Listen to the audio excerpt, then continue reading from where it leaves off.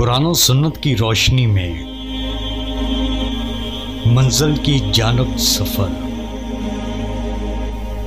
قاری محمد حنیف ڈار کے ساتھ۔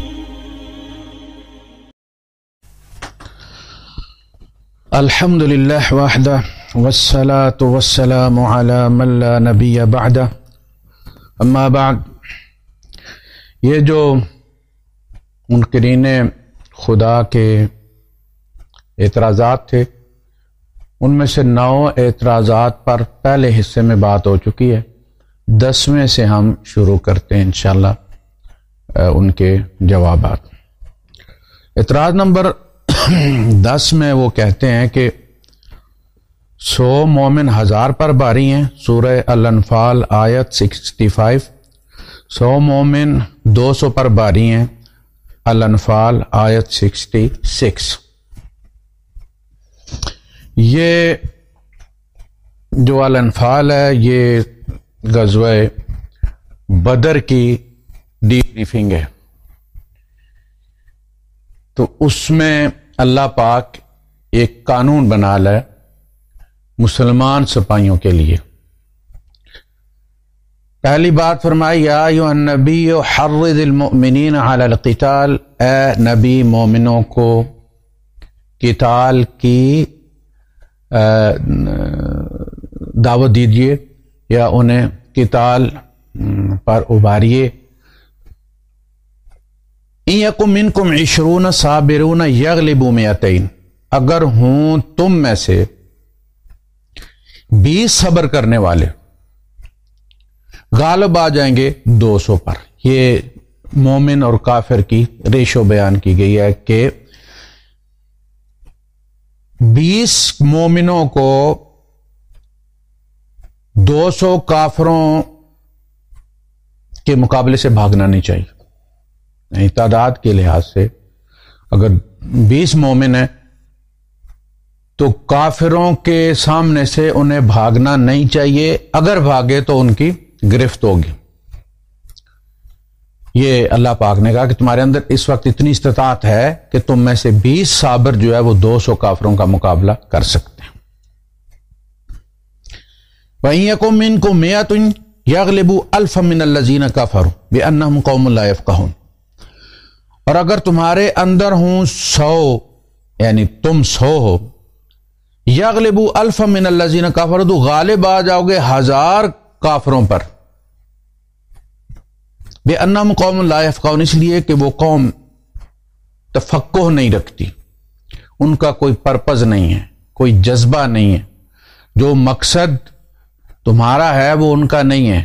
اور فیصلہ کن جو چیز ہوتی ہے جنگ میں، وہ انسان کا نظریہ ہوتا ہے جس کے لیے وہ لڑ رہا ہوتا ہے، اور وہ فتح آپ نے ابھی دیکھ لی ہے کہ 20 سال تک دنیا کے طاقتور ترین بم، مدرف بمز، القنابل بھی استعمال کر لیا، ہر قسم کے اسلحے بھی استعمال کر لیے گئے، خربوں کا استعمال کیا اور اربوں کا چھوڑ کر چلے گئے۔ کیا؟ اس لیے کہ یہاں والوں کے پاس ایک مقصد تھا، ایک کمٹمنٹ تھی، اور ظالم کے پاس کوئی کمٹمنٹ نہیں ہوتی، وہ کمیٹڈ نہیں ہوتا، وہ بس اپنا دبدبہ بٹھانا چاہتا ہے۔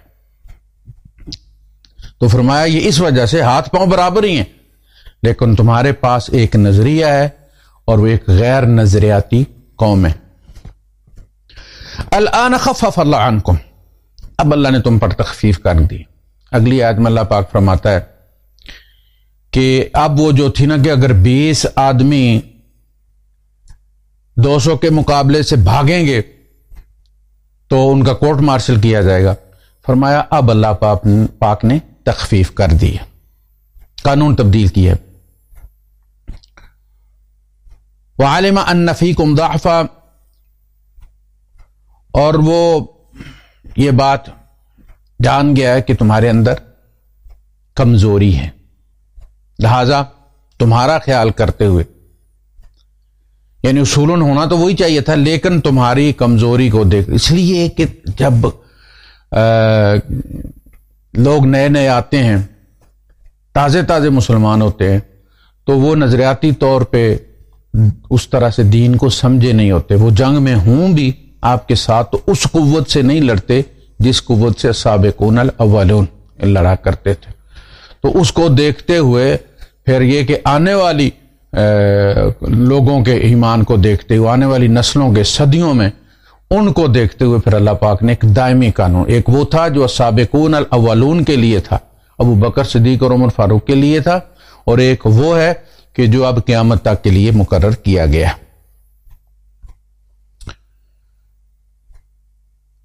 فَإِن يَكُن مِّنكُم مِّائَةٌ صَابِرَةٌ يَغْلِبُوا مِائَتَيْنِ، اگر تم میں سے 100 صابر ہوں گے تو وہ 200 پر غالب آ جائیں گے. اب یہ 1 اور 2 کی نسبت کر دی گئی.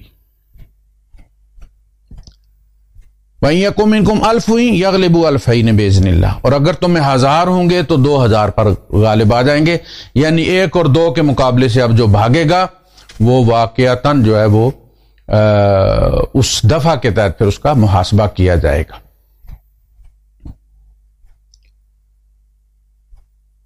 واللہ مع الصابرین، اور اللہ پاک ڈٹ جانے والوں کے ساتھ ہیں. اب دیکھتے ہیں اگلا اعتراض.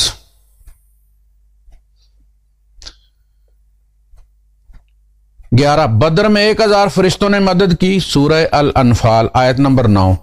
بدر میں 3000 فرشتوں نے مدد کی. آل عمران آیت نمبر 124. پہلے دیکھ لیے یہاں کس طرح سے اس نے غلط کیا ہے اور دجل سے کام لیا ہے. سورہ الانفال جیسا کہ میں نے پہلے بھی عرض کیا تھا کہ یہ ڈسکس کرتی ہے، یہ ڈیپ بریف کرتی ہے غزوہ بدر کو. آل عمران ڈی بریف کرتی ہے غزوہ احد کو. تو 1000 فرشتوں والی مدد جو ہے یہ بدر کی بات ہے، کیونکہ بدر میں 1000 کافر آئے تھے مشرکین مکہ، اور 3000 والی جو ہے وہ غزوہ احد کی ہے، دوسرے غزوے کی ہے جس میں 3000 کافر آئے تھے. تو 3000 مشرکین کے معاملے میں فرمایا کہ فکر کی کوئی بات نہیں، ہم تم پر. نبی کریم صلی اللہ علیہ وسلم نے یہ صحابہ سے کہا کہ میں نے اللہ سے دعا کی ہے کہ مطلب کیا تمہیں یہ کافی نہیں ہے کہ اللہ پاک 3000 مشرکین کے مقابلے میں 3000 فرشتے نازل فرما دے. فرشتوں کا کام مومنوں کا کہ دلوں کو ثابت رکھنا، ثابت قدم رکھنا، اس پہ کوئی اثرات نہ ہونے دینا، اس لیے کہ اس طرف ابلیس تھا جو یہ چاہتا تھا کہ مومنوں کے دلوں میں وہن پیدا کرے، کمزوری پیدا کرے، بزدلی پیدا کرے. تو اصل میں فتح اللہ کے ہاتھ میں ہے، لڑنا مومنوں نے ہے. وہ صرف ہوم کراؤڈ کے طور پر فرشتے نازل ہوں گے. تو بدر میں 1000 تھے تو 1000 فرشتوں کا وعدہ تھا. غزوہ احد میں 3000 تھے تو 3000 کی دعا کی تھی حضور نے، لیکن اللہ پاک نے فرمایا تھا کہ ہم اگر یہ فوری طور پر حملہ کر دیں تو ہم 5000 بھی اتار دیں گے. اذ تقول للمؤمنین لن یکفیکم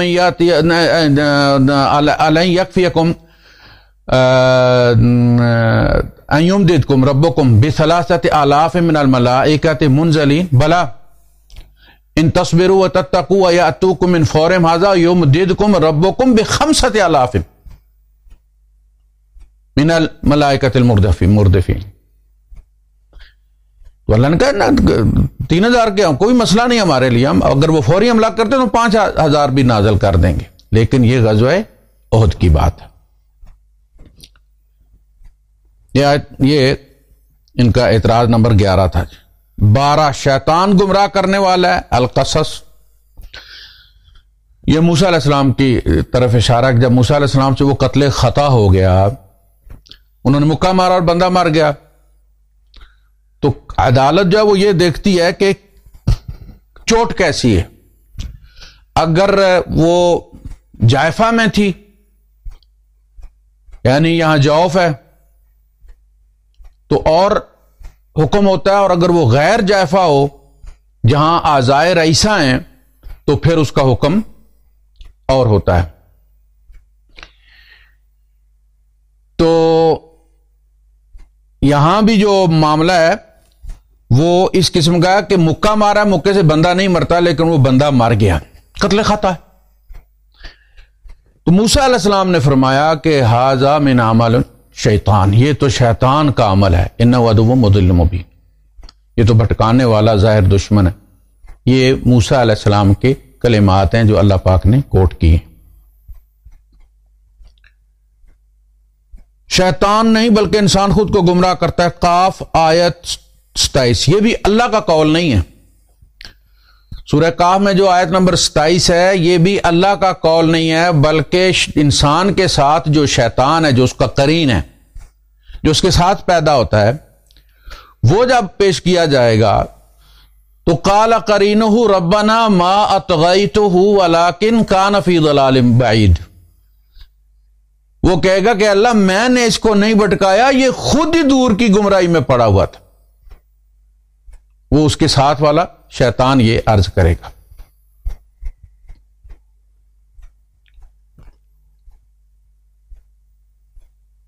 یہ 12 نمبر ان کا اعتراض ہے۔ اللہ جس کو چاہے ہدایت دیتا ہے اور جس کو چاہے گمراہ کرتا ہے، یہ تو بالکل صحیح بات ہے۔ اللہ پاک دلوں کے راز جانتا ہے اور جانتا ہے کہ اگلا بندہ کیا چاہتا ہے۔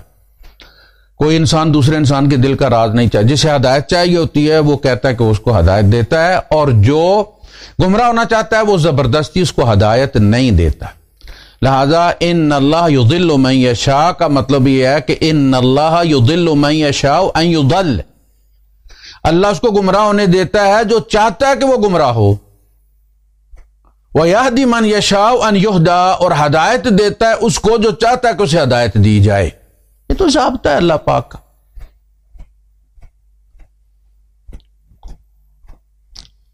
اگر نبی کے دشمن کے اندر ہدایت کی طلب پیدا ہو جاتی ہے، غزوہ احد کا سبب بننے والے خالد ابن ولید جب اللہ پاک نے ان کے دل میں پیدا ہوئی، ندامت ہوئی اور انہیں احساس ہوا کہ وہ جس کے خلاف لڑ رہے ہیں وہ اللہ کے نبی ہیں، اور وہ حاضر ہوئے، تو اللہ کے رسول صلی اللہ علیہ وسلم نے ان کا اس خوشی سے استقبال کیا کہ آپ اس خوشی سے اٹھ کر ان کی طرف لپکے کہ آپ کی چادر مبارک جو تھی وہ آپ کے پاؤں میں الجھ گئے، اور آپ نے فرمایا کہ آج مکے نے اپنے جگر گوشے اگل دیے ہیں۔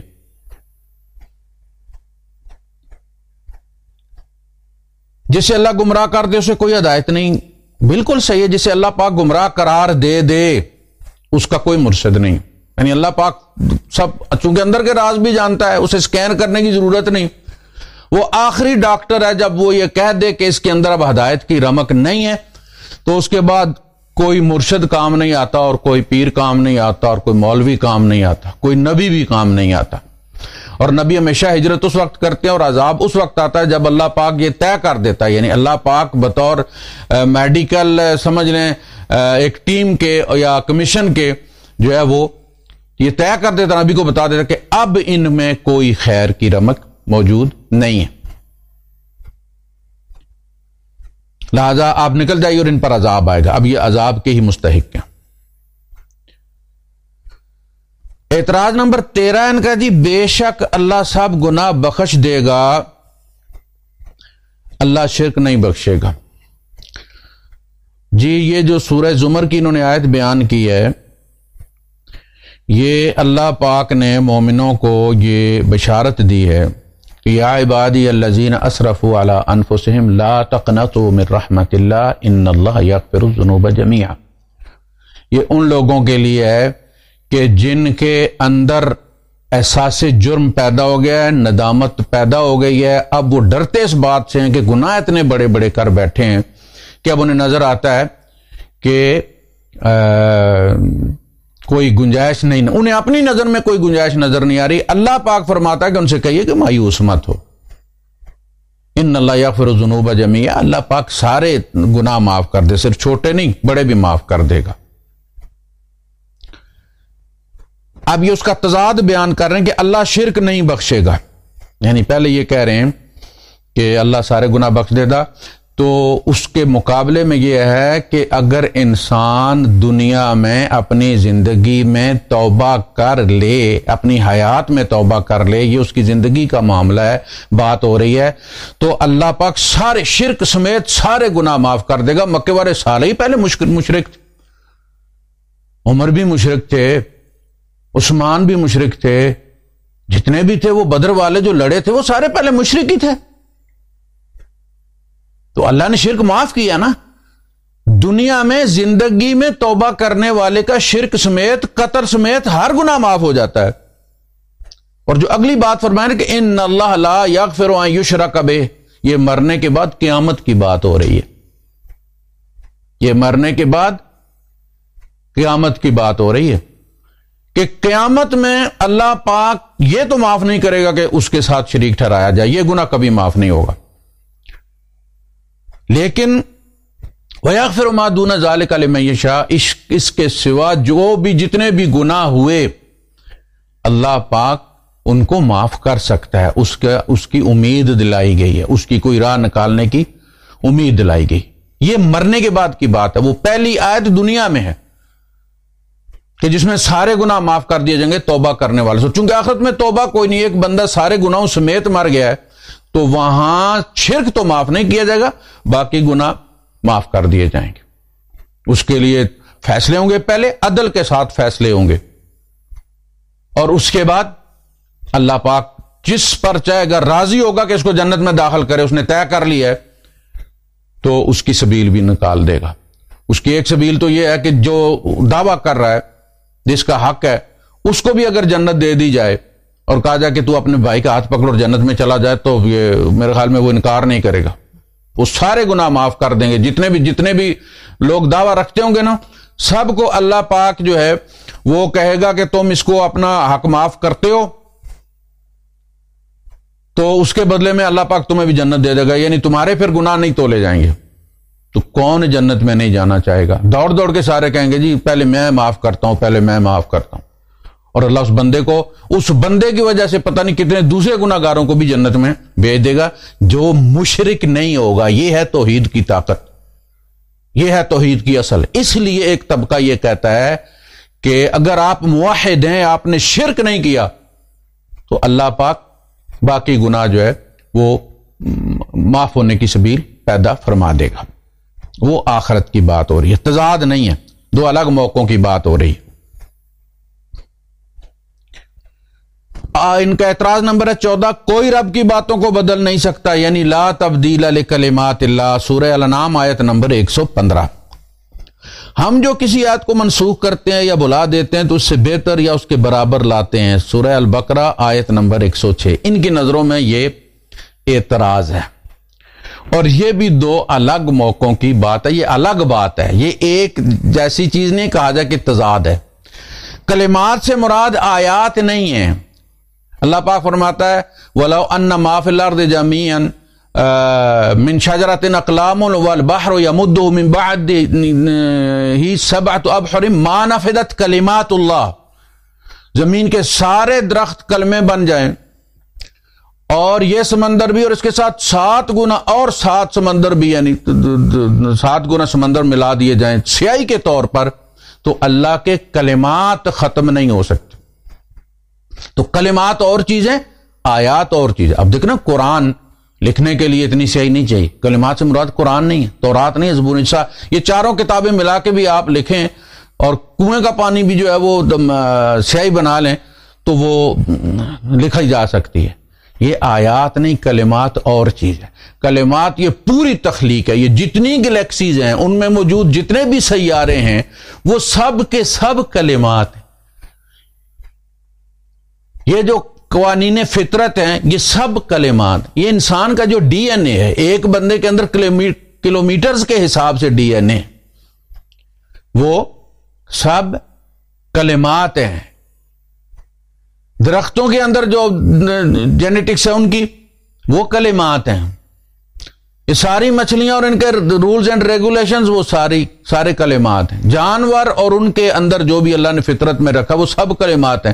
جو موجود ہے وہ سب انسانوں کے اندر، جانوروں کے اندر، جمادات و نباتات کے اندر، وہ سب اللہ پاک کی کن کا نتیجہ ہے. وہ اس کن کو، ان کلمات کو اگر بندہ ناپنا چاہے، لکھنا چاہے تو کوئی کمپیوٹر اس کا حساب نہیں کر سکتا. یہ وہ کلمات ہیں، یہ آیات نہیں ہے. قرآنی آیات یا تورات کی آیات یہاں مراد نہیں ہے کلمات میں. اب جو دوسرا انہوں نے اعتراض بیان کیا ہے کہ ہم جو کسی آیت کو منسوخ کرتے ہیں یا بلا دیتے ہیں تو اس سے بہتر یا اس کے برابر لاتے ہیں، سورہ البقرہ آیت نمبر 106. یہ بات ہو رہی ہے کتاب کی. یہود یہ کہتے تھے کہ وہ جو ہمارے پاس ہے کیا وہ اللہ کا کلام نہیں ہے, وہ اللہ کی کتاب نہیں ہے. اب اللہ خود ہی نئی کتاب اتارے گا اور وہ کہے گا کہ پہلے میں نے غلط کہا تھا, وہ پہلے والی جو آیتیں تھی وہ ٹھیک نہیں تھی. بھائی ایک قانون بنانے والے کو قانون بنانے کا حق حاصل ہوتا ہے, یہ نہیں کہ وہ پہلا جو تھا وہ اپنے وقت پہ وہ بھی درست تھا, اب جو دوسرے والا آیا ہے وہ اس سے بہتر تمہارے لیے, تمہاری سچویشن کے مطابق, تمہارے ارتقاء کے مطابق, تمدنی ارتقاء کے مطابق, تمہاری سوشل جو بھی ایویلویشن ہوئی ہے تمہارے اندر, ان کے مطابق اب یہ درست ہے تمہارے مطابق. اللہ پاک نے فرمایا وہ ہماری کتاب تھی نا. دیکھنا ایک پریزیڈنٹ جاری کرتا ہے آرڈر تو بحیثیت پریزیڈنٹ ہی جاری کر سکتا ہے اور پھر نیا آرڈیننس بھی لا سکتا ہے. مشرف ٹائم آپ کو یاد ہے نا, 1 گھنٹہ آگے ہو گیا 1 گھنٹہ پیچھے ہو گیا. بندہ کہ جی وہ پہلے گھنٹے والا تو اس کا اپنا اس وقت 1 گھنٹہ آگے کرنا ٹھیک تھا, اب 1 گھنٹہ پیچھے کر دینا ٹھیک. وقت کی بات ہے نا, موسم کی بات ہے نا. تو اسی طرح اللہ پاک فرما رہا ہے ما ننسخ من آیت او ننسہا, ہم نہ کوئی آیت منسوخ کرتے ہیں نہ اس کو بلاتے ہیں. ما ننسخ من آیت او ننسہا نأتی بخیر منہا, اس سے بہتر ہم لے کر آتے ہیں, کیونکہ انسانی تمدن بہتری کی طرف گامزن ہے, ترقی کی طرف گامزن ہے, تو اس کے مطابق اس کو ہدایات چاہیے, لہذا ہم اس سے بہتر لے کر آئے ہیں. یہ اس کا بھی جواب ہے. کچھ لوگ کہتے ہیں اللہ کے رسول صلی اللہ علیہ وسلم فلاں آیت جو جب رسول آیت بوجھتا ہے تو اس کا مطلب ہے وہ منسوخ ہو جاتی ہے. یہ گپ ہے کہ جی فلاں آیت جو ہے وہ قرآن میں تو نہیں ہے, اس کا حکم باقی ہے. جو قرآن میں نہیں ہوتی اس کا حکم بھی کوئی نہیں ہوتا, وہ ہوتی نہیں ہے. قرآن وہی ہے جو قرآن کے اندر موجود ہے, بس باقی کہانیاں ہیں. 15واں اعتراض ہے ابلیس فرشتہ تھا. سورہ البقرہ آیت نمبر 34, ابلیس جن تھا. الکہف آیت 50. ایک سوال ہے کہ اللہ پاک نے فرشتوں کو آرڈر دیا تھا کہ اسجدوا لآدم, آدم کو سجدہ کرو. فسجدوا, انہوں نے سجدہ کیا. کلہم اجمعون, سب نے مل کر. تو فرشتوں کا مسئلہ تو حل ہو گیا, فرشتوں کا مسئلہ حل ہو گیا. ابلیس بھی ان کے تابع, کیونکہ عقل و شعور اور اختیار رکھتا تھا, فرشتے اختیار نہیں رکھتے تھے, لہذا فرشتوں کو حکم دیا گیا, فرشتوں نے سجدہ کر لیا. ابلیس نے سجدے سے انکار کیا. اب اگر وہ ملحدوں کی طرح کی فطرت کا ہوتا تو کہہ دیتا, اللہ نے جب اس سے پوچھا تھا کہ کیوں نہیں کیا, تو وہ کہہ دیتا کہ آپ نے تو فرشتوں کو حکم دیا تھا, میں تو فرشتہ نہیں تھا, اس لیے غلط فہمی ہوگی, میں اب کر لیتا ہوں. ہو سکتا ہے نا بندے کو غلط فہمی ہو سکتی ہے نا. اگر وہ کہتا مجھے غلط فہمی ہو گئی, میں نے سمجھا تھا صرف فرشتوں کو حکم ہے, تو اللہ کہتا ٹھیک ہے اب کر لو. اب تو سمجھ لگ گئی ہے نا کہ تم بھی شامل ہو, تو پھر کر. وہ کرنا ہی نہیں چاہتا تھا, لہذا اس نے وہ بہانہ ہی نہیں کیا کہ جس کے جواب میں اس کو چھوٹ مل جائے. اس نے وہ بہانہ نہیں کیا.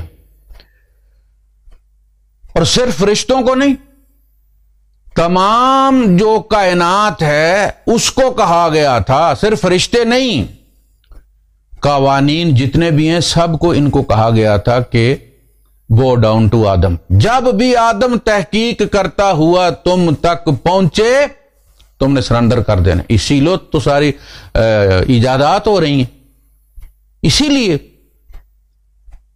کہ مسخر کیے گئے ہیں. جہاں جہاں بھی انسان پہنچا, جس جگہ پہنچا ہے, وہ چیز ایجاد ہو گئی ہے, اس نے نہ نہیں کیا. تو اس وقت یہ بھی چونکہ باشعور تھا, لہذا یہ طبعاً اس کے اندر داخل تھا اور اس کو پتا تھا کہ میں بھی اس میں شامل ہوں. لہذا اس نے کہا کہ انا خیر منہ خلقتنی من نار وخلقتہ من طین, میں اس سے بہتر ہوں. مسئلہ یہ تھا کہ اس نے یہ نہیں دیکھا کہ اللہ کا حکم ملنے کے بعد اب وہ بہتر ہو گیا ہے اور مجھے سرنڈر کرنا ہے. وہ اکڑ گیا، اس نے کہا کہ نہیں، آپ کا انتخاب نہیں، بلکہ آپ کا انتخاب حکمت پر مبنی نہیں ہے، میں بہتر ہوں، میں آگ کی پیدائش ہوں، میں پرانا ہوں، میرا ایکسپیرینس زیادہ ہے، لہذا مجھے تو یہ ٹینڈر جو ہے یہ بالکل رد بھی کیا، بغیر وجہ بتائے بھی رد کیا جا سکتا، اور رد ہو گیا تیرے خیر ہونے کے باوجود، تیرے آگ سے پیدا ہونے کے باوجود، جس کو اللہ نے چنا تھا اس کو تجھے سجدہ کرنا چاہیے تھا، اس کے سامنے جھکنا چاہیے تھا۔ سورہ کہف میں جو فرمایا تو وہ جو ایک کنفیوژن تھا اس کو دور کیا ہے، جب فرمایا نا وَإِذْ قَالَ رَبُّكَ لِلْمَلَائِكَةِ اسْجُدُوا لِآدَمَ فَسَجَدُوا إِلَّا إِبْلِيسَ كَانَ مِنَ الْجِنِّ فَفَسَقَ عَنْ أَمْرِ رَبِّهِ۔